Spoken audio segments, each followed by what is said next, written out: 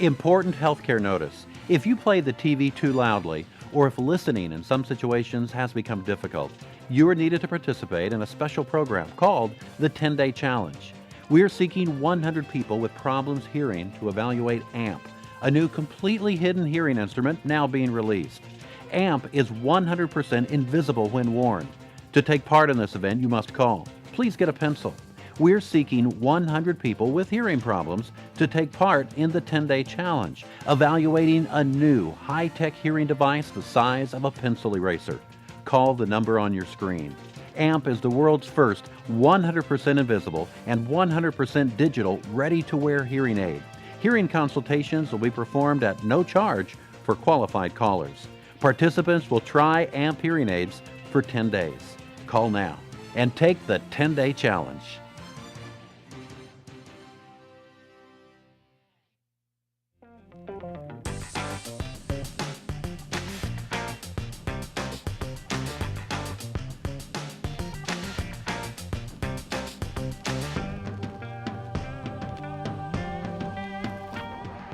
Well, Stuart Spencer is back with us today from Advanced Ear Care. Nice to see you again. Nice to see you, Ken. And last time we talked with you, you were telling us about your trip down to Peru, and it's with a foundation called the Starkey Foundation, right? And what's that all about? That's right. It's the Starkey Hearing Foundation, incredible organization. They go around the world and work with local groups. They go in and pre-screen. They have groups that go in and pre-screen hearing, take ear impressions, and then about a month or month and a half later, they go in with the hearing aids and do all the fittings, and all as a charity, and fit literally thousands of people around the world. Last year, they fit 160,000 hearing aids. Wow. In every continent there is. So, and they're continuing to do that right now. And we were, I was fortunate enough to be asked to go down to Peru and Cusco and, help them. And we fit 1,015 people in 3 days. So it's pretty amazing. How did this foundation start? It started right out of, the Starkey company. And, they just wanted to give back. They're a very successful company. And they do hearing aids? They do hearing aids. Thank you. They manufacture hearing aids, and they just decided, there were a lot of people that just couldn't afford, quality hearing aids, and so they started doing it, here in the United States, and continue to do that. And then, they just decided to step out and start going around the world. And they pair down in Cusco. They were paired with a Rotary, 26 different Rotary groups, and they provide a lot of the local assistance and. Set up a real nice clinic, and it was just fantastic. Yeah, we have some pictures here that you sent to us, and this little girl down here, this little 2-year-old girl, never heard before in her life. Really? And wow. we fit her with the strongest hearing aids, and she still couldn't hear. So you kind of put them in a special spot, and then later someone came and got me, and we went back over and we put the strongest body aid on her right ear. Still nothing. We put it in her left ear, and I was just like. Just the light went on. It's just really? Oh my goodness, yeah. It was just unbelievable experience. And she's just like, bop, bop, bop, just started repeating what we were saying, and looked at her grandpa that's sitting there. And I mean, it was just really a fantastic moment. Wow, that must have been. And this young lady, that was just on there was one of the sisters. They were twins. And we fit them both. They were about 13 years old. They'd never even heard each other speak. Wow. So they started talking, of course, distorted speech, but it was really kind of a great moment too. And this is just the group and the lines that are there, waiting to get in. And was this all done at a convention center or a clinic? You know what? It was an amazing, brand new clinic that hadn't even opened yet. It was just a fantastic facility. It looks like a very nice facility. Oh, it was amazing. It was really a nice facility, and the group there, we get together every morning as a team before we start fitting hearing aids and talk about, how our caseload and that type of thing. And that's Bill Austin, the founder of the foundation, in the middle there in the white coat, and he's the one who spearheads this whole thing. And amazing team, just great people, and just a really good event. Yeah, it sounds like it. Yeah. It's something that not only gives back, but I'm sure you and all the other folks that are involved just feel good about it. Oh, it's amazing. It's amazing. I actually got this little pendant. They gave this little heart, they call it an angel, a hearing angel, when you're on one of the missions. So it's kind of that's fun. Nice. Yeah. Very good. Now, is this a yearly thing, or how often do you? They left about 2 weeks ago, and the main team will be on the road from now through December 20th. Oh, wow. And then other people come in and come out of that group, but the main team with Mr. Austin there and his wife Tanny will be on the road, for the 3 months in a row. Wow. All over the world. I may have an opportunity here next month to join them in Tanzania. Very good. So we're going to see if we can put that together. Yeah.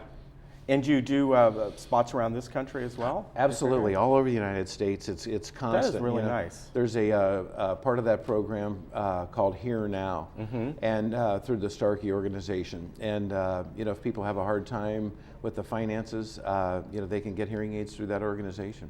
And I want to mention a website, operationchange.com, and you can find out more about this and contribute if you like, or maybe find out how you can help as well. Yeah, it's fantastic, absolutely.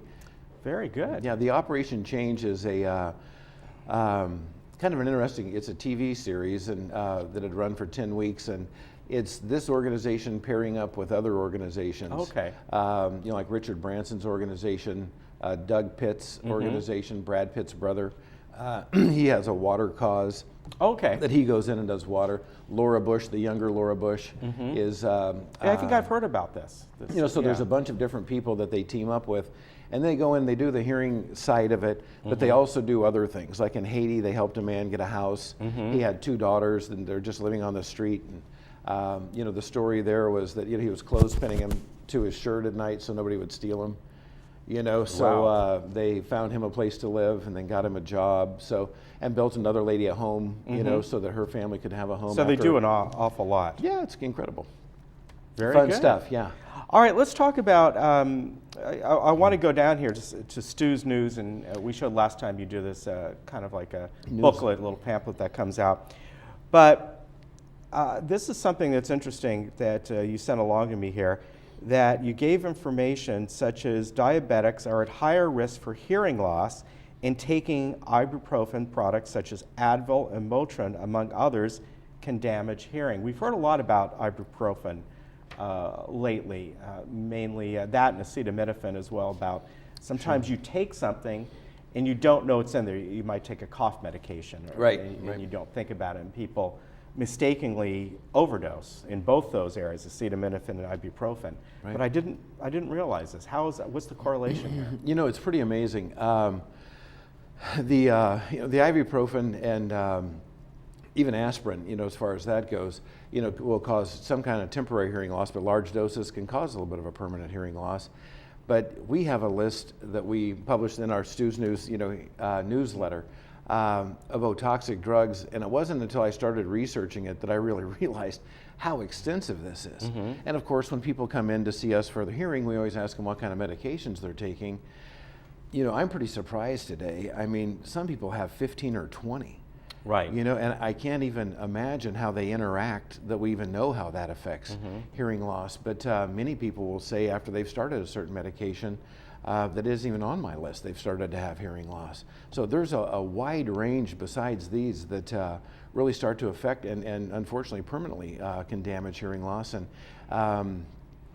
now, would this mean, like, with people tinnitus. hear ibuprofen, you take it when you have some pain, you might, have a cold or something like that. Yeah, I think you're okay in that. Yeah, regard, you're talking about maybe doses take a lot of it and or maybe real feel I need it consistently. every day or something. That's right. That's Very right. interesting. I didn't hear that. I heard about diabetic, Sure. the correlation there, but never ibuprofen. Interesting. Real ear measurement, and this is a technique that you folks use that really measures on the tech level hearing loss. Exactly.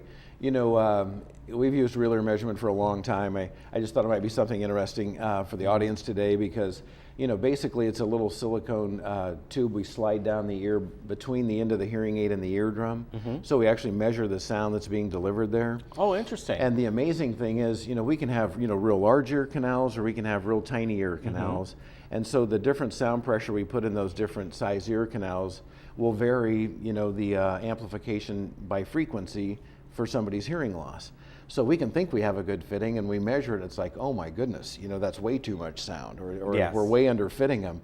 And you could never see that, and of course the patient doesn't know that, they just know they're not hearing well, and so we measure it, we make the calculations and the adjustments in the programming, and it's like, oh, hey, that sounds a lot better. Yeah. So, a lot of people, other organizations don't do that kind of verification, so we're really happy we do. And of course, along with that, we do the ultimate hearing experience where we play background noise and give them Yeah. words so they can see how much, their hearing aids will really improve their day-to-day activity. Interesting. Time to get tested. How often should somebody get tested? If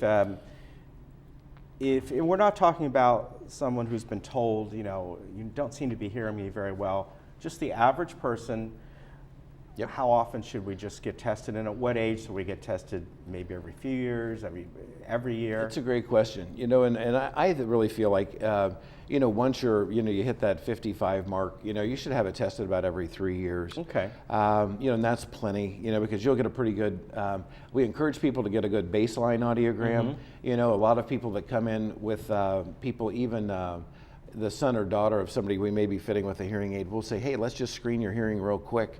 And we give them just a copy so then they can see where their hearing's at. So later you'll know how to measure it, because typically nobody has a copy of their hearing test. Yeah. And so if you look at it 5 years later and you think, oh, it's kind of gone down quite a bit, it can be something you can pay attention to and really kind of know, how it's tracking.